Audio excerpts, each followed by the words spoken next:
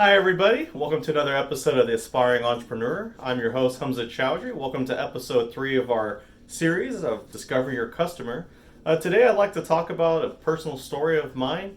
One of my first customers in my business, actually, back in 2008, when I had started my business, I actually had a customer call me. I was excited. If you can imagine taking time for yourself and visualize what that moment felt like when someone called you and said, "Hey, I need you over at my house, have an inspection for you to do." And at that time, I actually wasn't ready. I was caught off guard. I was actually at a presentation, and I got the text message. I was super excited. Jumped in my car, went over to the person's house, and was ready for the inspection. The only problem was I actually wasn't ready. So when you're in business and you are ready to launch and you're excited, and that first customer goes through the door, I sure hope you're ready for that because I sure wasn't. I didn't have the tools. I didn't even have a measuring tape. I didn't even have a flashlight. I came very unprepared. And sooner or later, I found out what the repercussion would be coming unprepared, which at that moment I didn't realize. So I went through the house, did the inspection for this gentleman in San Jose, and I thought it went well. We got along really well, did a very thorough inspection, and I followed it with an extensive report, which was probably about 5 or 6 pages long. And I kept going back and forth with the client, trying to make sure that all their questions and comments were answered, make sure that they were okay. And no matter how many times I tried to sort of appease this client and to sort of give him what he wanted, nothing seemed to be good enough. So if he had a concern and I took it back and actually addressed it and sent him back the report, he actually had more comments. And then at a certain point, after probably about 3 to 4 revisions, once his comments were sort of addressed, I finalized the report and sent it to him, only to find out 2 days later. At this time, I was actually in downtown San Francisco working for a bigger structural engineering company.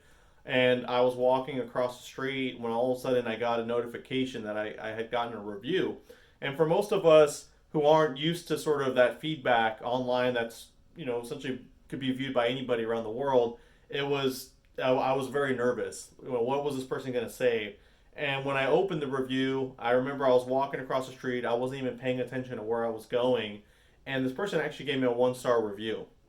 And if you think about it, a 1 star review, right, is as bad as pretty much a 0 star review, right? A 0 star and a 1 star are pretty much the same thing.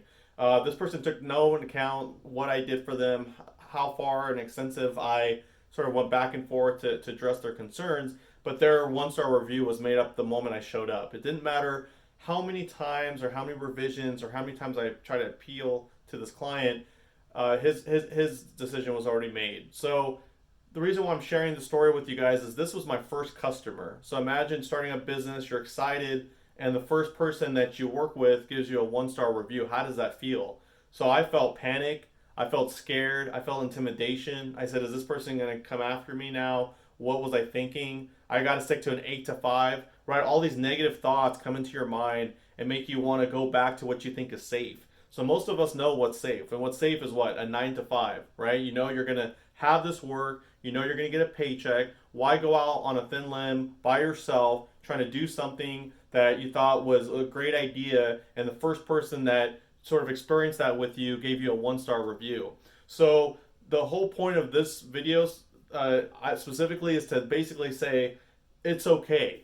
You are going to make mistakes. You are going to not be prepared for some certain instances, and that's going to help you grow. And see, that's the best thing about being an entrepreneur is the ability to constantly grow, not necessarily run away from these types of things, but to understand, to reflect, and to grow. So we live in a day and an age where you're going to get reviewed.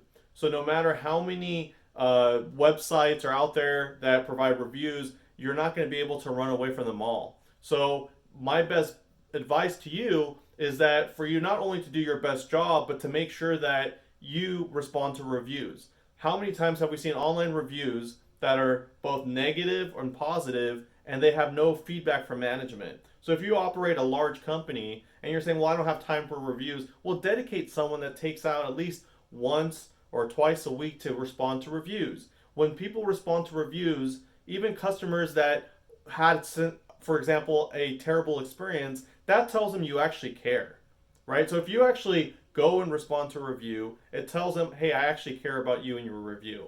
So don't leave reviews, whether they're negative or positive, unresponsive. Okay, respond to every single review. And another thing too, as I noticed, was that a lot of people who had positive experiences with myself or in general with businesses, they don't tend to write reviews, right? So we only tend to sort of write something negative when we're in that moment, when we're upset. We came to a store and it said it's supposed to be open and it's not open. We want to take it out in the world. So what do? We open up our phones. We find that, Yelp or Google, and we write a 1-star review. We write what the incident was and we move on. And then we say, ha, gotcha, right? But that doesn't do anything good. Writing a 1-star review because you're in the moment, because you're emotional, does nobody good. It doesn't help the business and it doesn't help you, right? What we needed to do is write a review of, hey, I would have appreciated, right, if the business needs to be closed, if they could simply update their hours. I look forward to returning or hearing back from the owner. So what customers need to do is sort of reflect a non-emotional state of what they really want and what they need. And for the owner's perspective or management perspective, responding to these reviews is to understand where the customer's coming from, their frustrations, and really show that you genuinely care about your people. And see, for myself, with that first client, I was able to take that negative review, and fortunately, the clients following that person were able to see beyond that review, understanding that, yeah, you're going to get negative reviews, but to still give me a shot. And after that, every single review for like the next like 10 or 15 were all 5 stars. So again, understand your mistakes, be able to pivot from those mistakes, reflect, and also show those people that generally are your customers that you care about them. Okay? All right, guys, until the next episode, take care.